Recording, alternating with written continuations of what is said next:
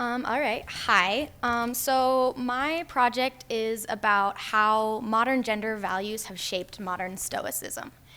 And I thought I would start with just kind of an introduction into what Stoicism is as a philosophy. So starting with the Ontology, Stoicism is a philosophy of fatalism. So we control little about the universe, if anything, and we don't even control what we control. So what we do have control over is stuff like choice, desire, aversion, and the things we don't control are stuff like our body, our property, our reputation, what other people think of us, what offices we hold, or what jobs we get. So pretty much nothing except ourselves. So if you only control yourself, that means that you have to have a philosophy that's centered around inner virtues and inner strengths. So accept what you don't control, develop what you do. And for the Stoic, this means cultivating specific virtues like temperance, courage, justice, and practical wisdom. And that is a philosophy where you have a duty to get up and do those virtues. So Marcus Aurelius said, I have to go to work as a human being. What do I have to complain of if I'm going to do what I was born for? The things that I was brought into the world to do? Or is this what I was created for, to huddle under the blankets and stay warm? So that quote was actually the first introduction to Stoicism that I ever got. I liked it because it's simple and it's direct. You're a human being, ergo, you have to do this stuff. You have to deal with these problems. You can't avoid death and taxes. And that immediate applied philosophy, that practical way of getting to a good life is what attracted me to it, and it also attracted a lot of people to it. There's been a big resurgence in the past couple decades because of that. I think Sharon Labelle said it best. Modern Stoicism is something we do. Stoicism is not inert words on a page or clever philosophy. It's a summons to our souls to live with dignity, grace, and style, to elevate our character through beneficial action and through the restraint of ill-considered words or actions. We do not traffic in credos. We focus on honest self-reflection and how our thoughts, words, and deeds might, in their small way, radiate to others. So it's a very practical, and it's a philosophy based in those actions and those practices. It's not just thinking about stuff. Unfortunately, not everyone getting into the philosophy is lucky enough to come into it from the classics. So this person is asking if there's any of it that isn't just a New Age self-help book. And the book he's actually referring to is The Obstacle is the Way by Ryan Holiday. It's a self-help book that basically focuses on using a few specific Stoic techniques and exercises in order to become a more efficient and effective person. So, pretty much exactly what you'd expect from a, modern self-help book. And it's not necessarily bad, that these are useful techniques, but this kind of cherry picking is happening where Stoicism kind of gets reduced to what is useful to the modern consumer. It's appealing because it offers self-mastery and the opportunity to not be bothered by bad things that are happening, and so it makes sense that those are the things that are being focused on. More specifically, the changes that have kind of happened in the philosophy as we've come forward is an association between Stoicism with the big S, that's the philosophy itself, and then Stoicism with the little s. So what you'd think when I say the word Stoic in just the modern lexicon, just being this emotionless, logical void. And that desire to have control over yourself and your own emotions is what attracts people to Stoicism, but within this modern Stoicism, we want to become these totally autonomous individuals who are just completely, void of any, community or connection or love. Like, we're getting rid of all of these positive emotions along with the negative ones that Stoicism is trying to reduce. And when you are practicing the philosophy from this standpoint, it follows that you're going to do the exercises that will help you with your goals. So in most of the popular blogs, podcasts and books that are the canon of the modern Stoic, as it were, there's kind of this lean towards the parts of Stoicism about accepting bad things and moderating desires and issues like insults and misery, but there's not as much of a focus on duty or social responsibility. So the focus of Stoicism has narrowed, and ultimately that narrowed focus has created a popular Stoicism that, in its focus on self-mastery, internal drive, autonomy, and isolated individuality, ends up reinforcing some kind of negative traits, some toxic modern virtues, and that's not at all what Stoicism is about. And these new focuses, they happen for a reason. It is intentional. People are way more likely to click on an article that says 7 ways to reduce anxiety than they are to delve into something called How to Be Virtuous. And Holiday himself, author of Obstacle is the Way, talked about this at StoicCon 2016. He said, "We've only captured a very small fraction of the potential market. Stoicism is a philosophy designed for the masses, and if it has to be simplified a bit to reach the masses, then so be it." Which is kind of a cold way of putting it, but he wants to sell a lot of books, so that makes sense. And there are certainly some really important and useful tools in that simplified version, but even the examples they're using when talking about these people like Bill Gates, John Rockefeller, they're about as non-Stoic, ethically speaking, as it's possible to get. So how did that even happen? Because that's weird that it's changed so much. But what's missing is the ontology. So that's one of the most basic facts about life philosophies is that ontology informs ethics. The way that we see the world is the reason we do things. And so if you're just kind of cherry picking little bits and pieces of ethics from a philosophy without having the ontology behind it, you end up fitting those ethics and techniques onto the ontology that exists for you already, just culturally, what you think because of who you are. So we in our society today think that we can control pretty much everything about the world around us. You see it in stuff like the American dream, pull yourself up by your bootstraps, and if you try hard enough, you'll succeed. Where the Stoic would think success isn't honestly up to me. So virtue isn't what gets people up and going anymore. We aren't doing this for duties or social roles. We're doing it because in the modern world, your worth is measured by how much you can take from the world, how productive you are. And so some people are turning to tools of Stoic self-mastery to do that. That self-mastery is what brings people to Stoicism. It's a philosophy for people who are trying and usually failing to be Stoics with a little s. So people who don't know how to deal with their emotions and need to learn how. A lot of techniques of Stoicism actually form the basis of cognitive behavioral therapy. So those techniques become really familiar to people going through that, and they're especially useful to people who are like our populations of men who have been underserved by the way that we treat their emotions culturally. So these really necessary skills have been what is kind of developed into this self-help industry, along with how, this unprecedented times we live in, where you really need to learn how to deal with those problems. So that's the group of people that are coming into Stoicism, and that's the group of people that are bringing their needs and their experiences and kind of as a result, their biases and views. And as part of this, there's been a kind of a shift away from that role-based ethical conversation. I'm a human, so I have to do these things. There's another set of values, particularly those of modern toxic masculinity, that have somehow become ingrained in the Stoic canon. So the values like self-determination through dominance and aggression, and a view of common duties as emasculating. Because if you go by role, the duties of a Stoic aren't generally like those of Marcus Aurelius. We are not emperors. There's no grand social change or imperial governance we have to be doing. It's the duties of a person who is alive right now. So it's taking out the trash, doing the dishes, caring for the people around you. And in a lot of cultures of America especially, there's this view of those duties as emasculating. And so a lot of them just really want to opt out of it. And main Stoicism isn't necessarily saying to do that, but the lack of focus on it has led to subcultures like alpha males and the red pill, where they try and use Stoicism to shove themselves into roles that they want, stuff like being more sexually promiscuous or asserting dominance over their family and workplace. So it's really common to see Stoic quotes and techniques in online spaces of these communities. So, you'll go on an alpha male blog and they'll have a quote by Seneca, and it's just used for something completely different than Stoicism. And there's several reasons for this, but a lot of it is just that they're cherry picking those ethics without the ontology, because their ontology is one where they get to control who they are and what they get out of the world. And that's not Stoic ontology at all. Another demonstration of the changes is the tendency of many Stoics, particularly men, it's popular in male Stoic spaces, to conflate Stoicism with other ideas that are really opposed to Stoic ethics. In 2018, there was several articles, kind of a response of conversation about whether Jordan Peterson's beliefs were compatible with Stoicism.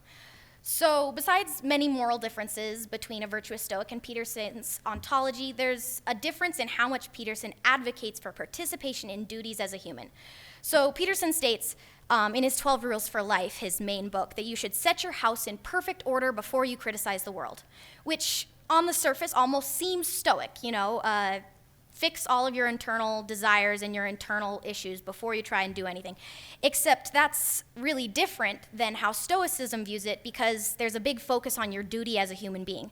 So Aurelius says, do you have less respect for your own nature than the miser for money or the social climber for status? When they're really possessed by what they do, they'd rather stop eating and sleeping than give up practicing their arts. Is helping others less valuable to you or not worth your effort? So very, very different idea there. So, no Stoic would ever claim that their house is in perfect order, and yet doing one's duty to others is very important to them. And I would say it's a prerequisite to having your proverbial house in order.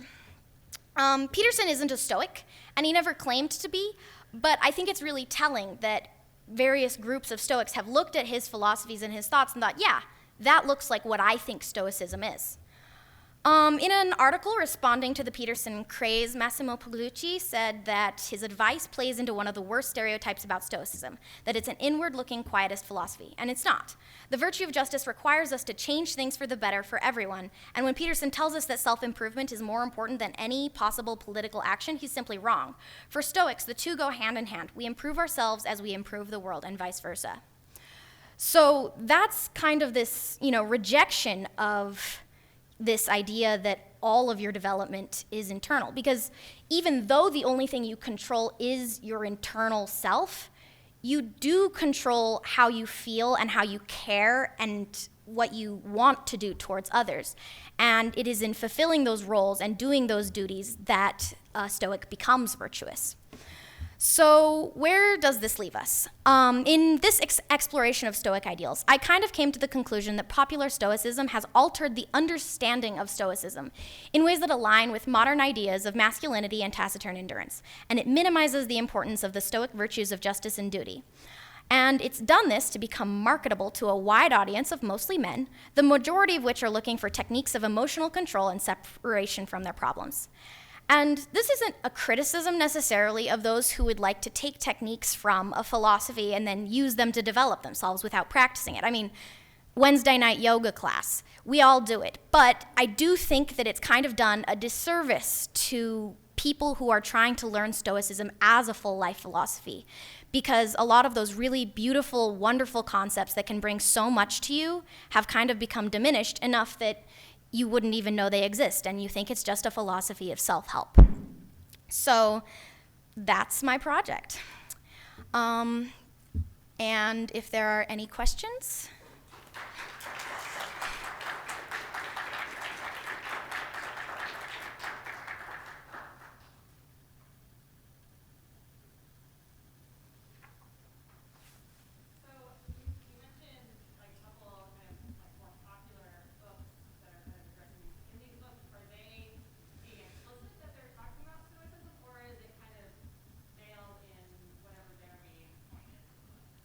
So generally speaking, there's kind of two kinds of books about Stoicism. There's ones that are about Stoicism as a full philosophy, and then there are ones that, and usually they'll use taglines like using ancient Stoic techniques. So they're using the philosophy, but they don't say that they are the philosophy. But because those are the resources that we have about those techniques, it kind of ends up conflated with the philosophy.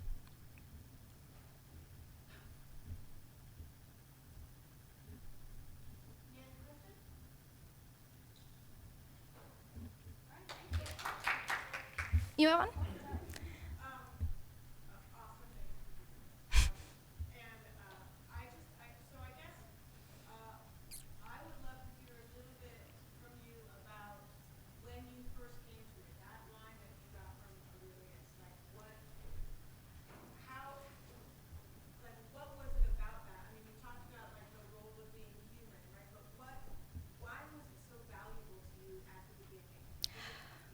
So I actually got that quote from a Tumblr post when I was 16. And at the time, I was at a military academy that was an hour and a half bus ride from my house. So I had to wake up at 5:30 every morning and take a bus to a military academy up by the Air Force Base and then run a 5K with a heavy backpack every morning.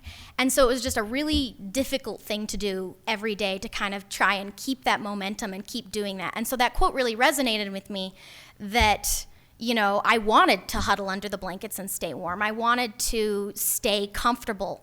But at the time, I was a student, I was a cadet, I had duties to those roles, and understanding that those were more important than my desire to stay comfortable was really meaningful to me. What's interesting about that is that for you, it helped you, what Stoicism was about was kind of this embrace of the uncomfortable, or this like sense that I am a part of the uncomfortable. And what seems like modern, little that Stoicism is doing is just helping people find a way to the comfort. That is correct. So I came into it from pretty much completely the opposite direction that you would come into the philosophy now most of the time, because I was looking for duty. I wasn't looking for getting rid of negative emotions or anything. So Kind of to go along with that, now that you have that first taste of it, and you've learned more formalized definitions of philosophies, etc., and how it can be exploited or not, what would you have kind of your own personal Stoic philosophy that you would implement in your life? I kind of see the world as an algorithm where there are lots of inputs and then outputs happen, and we don't get to control most of the inputs. And the ones that we do get to control, we don't know that we're controlling them. So I like to live my life as if I am going to be able to control absolutely nothing. And because of that, all of the things that I do and choose to do are almost like unimportant to me, where I think that I would be content with pretty much almost anything that I try to do failing. And that's a really nice safety net to have under you, to be like, if this doesn't work out, I will be fine. If something terrible happens, I will be fine. If I crash my car, I'll be fine. And that's a really comforting thought to me and to a lot of people, which is why we have modern Stoicism.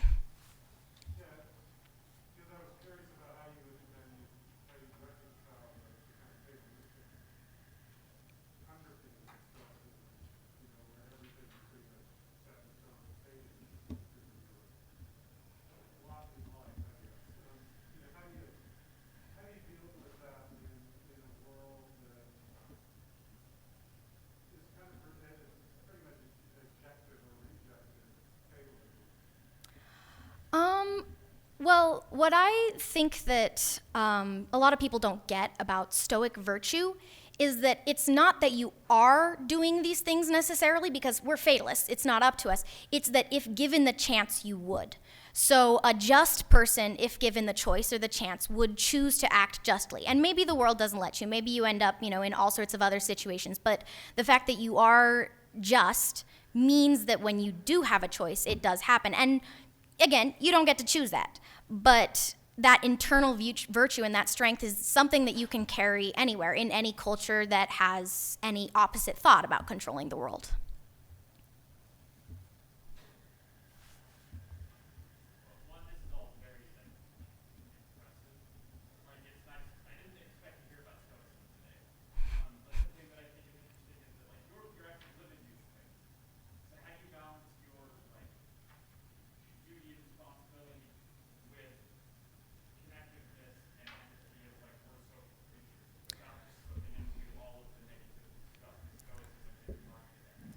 So, it's funny that you ask that, because I actually considered duty and social connectedness for a Stoic to be synonymous in many ways.